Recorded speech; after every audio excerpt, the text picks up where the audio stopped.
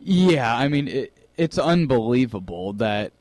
And another thing is, even if zero fans were to show up to a game to try to show the McCaskies that they're not happy with the team, that's when the Bears would win, too.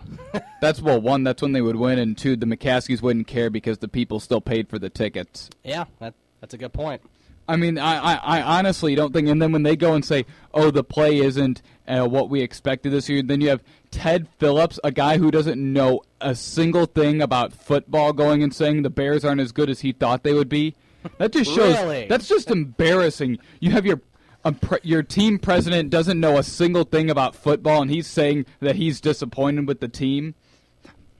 Ted Phillips needs to be fired. Doesn't know a single thing about football. The only reason he has a job is because he's friends with the McCaskies. Yeah, I don't know. It's going to be tough. And think about all the cheap for moves the offseason. Yeah, think about all the cheap moves the Bears make. Look, their coaching staff is probably combined. Their coaching staff probably makes the least amount of money in the league. Well, and deservedly so. I mean, you got a bunch of no-names out there coaching. Exactly. They have a bunch of no-names because they were the cheapest ones to hire.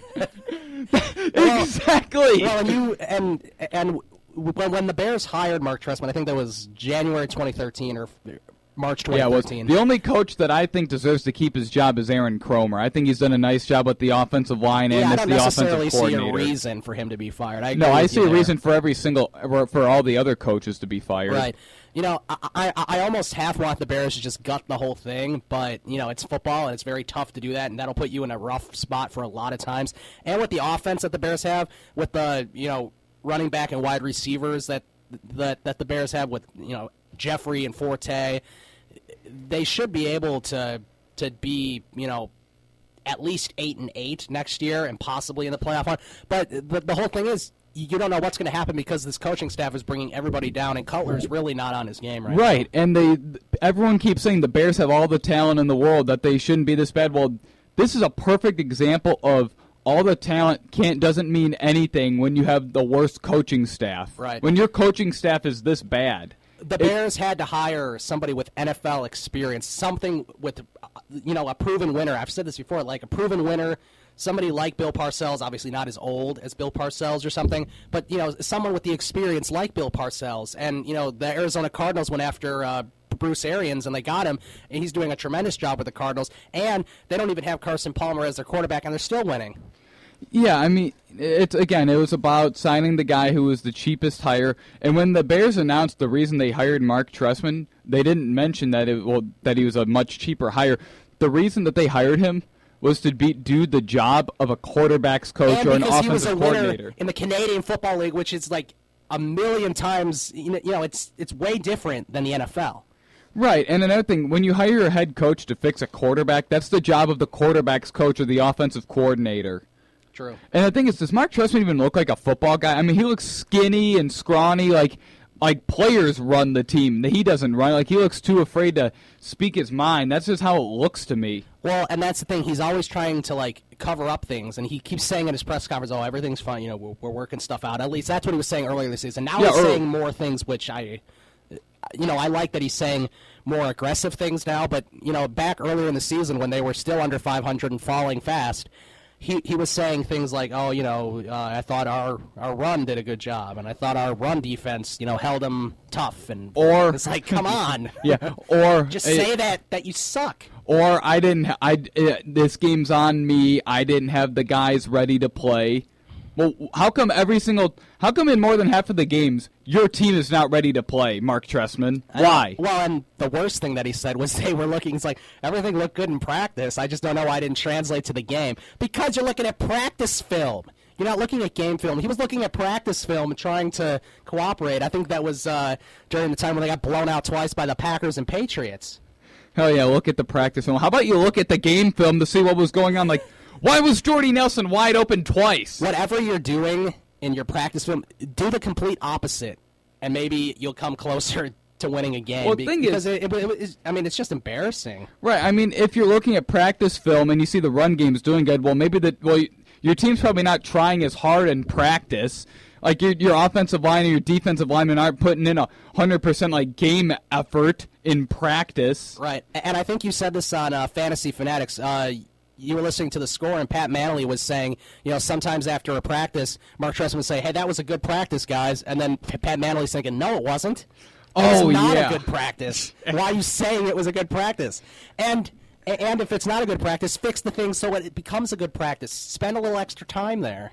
Yeah, it's like Mark Trestman has his routine, and then he needs to go. He goes out to the coffee shop after practice. He seems like he'd be like in a coffee shop a lot. He looks not like a hipster, but he kind of looks like a guy who would be at a coffee shop. Well, he also is probably a guy that doesn't go out in public anymore since he's like public enemy number one in Chicago. Yeah, that's true. Everyone will recognize who he is now.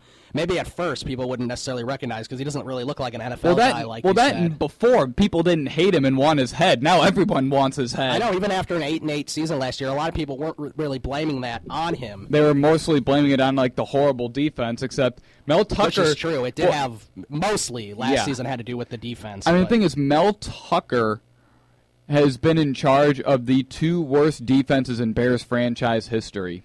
Why are you continuing to let this coaching staff ruin the team? He has to go, and I assume they're going to fire him or let him go. I don't know, however they see it, but no, they're going to keep him. I think he goes shortly after the Super Bowl. They're gonna look at the game film from the Dallas game, and they're gonna see that 14-yard loss, and they're gonna tell him they thought that play looked really good, and he earned his job for the next season. Based just on that reason alone, he gets to stay. Yeah, and Joe DeCamillis is going to stay, too, because Chris Williams had a return touchdown against the Packers. Yeah, and he's not even with the team anymore. Right. Yeah, exactly. But, he can still stay. He's doing a great job.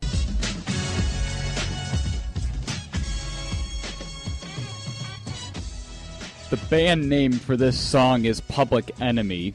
Public Enemy. Public Enemy number 1 is Mark Trestman. Yeah, we were just talking about Mark Trestman being the public enemy, so we thought we'd throw that out there. And yeah, he is like, why are the McCaskies letting him continue to ruin the Bears? Like they've become a laughing stock. Like where and every other team is probably fans of every other team are probably just laughing at the Green Bay game when it's 42-0 at halftime. You got teams like the Houston Texans who don't really have any football history, football tradition. They're above 500 and fighting for a playoff spot, and you have just sort of these other teams that you would think historically, not necessarily historically, but traditionally, the Bears would just kill them.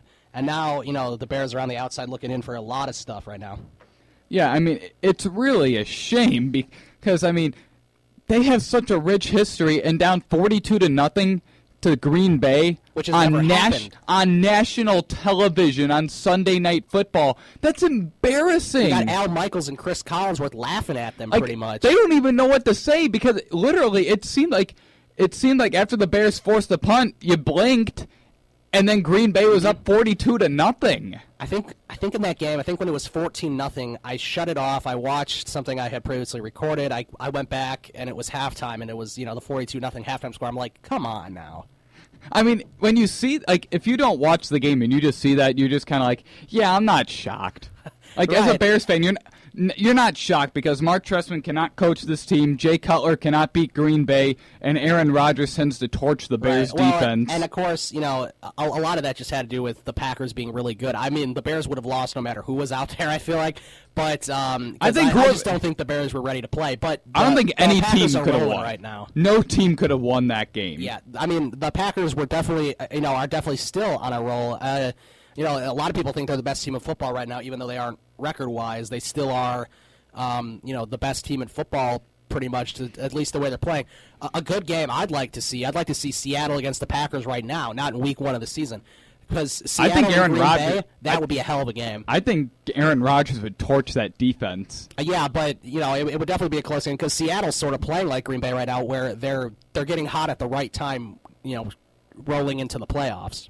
Yeah, they are. I mean, and the funny thing is, Richard Sherman, the last 3 games when quarterbacks have targeted him, the passer rating is 0. Passer rating 0. Again, when targeting the Richard Sherman side. When targeting Richard Sherman, it's 0 the past 3 games, and I'm pretty sure Aaron Rodgers would change that. Yeah, I think so too.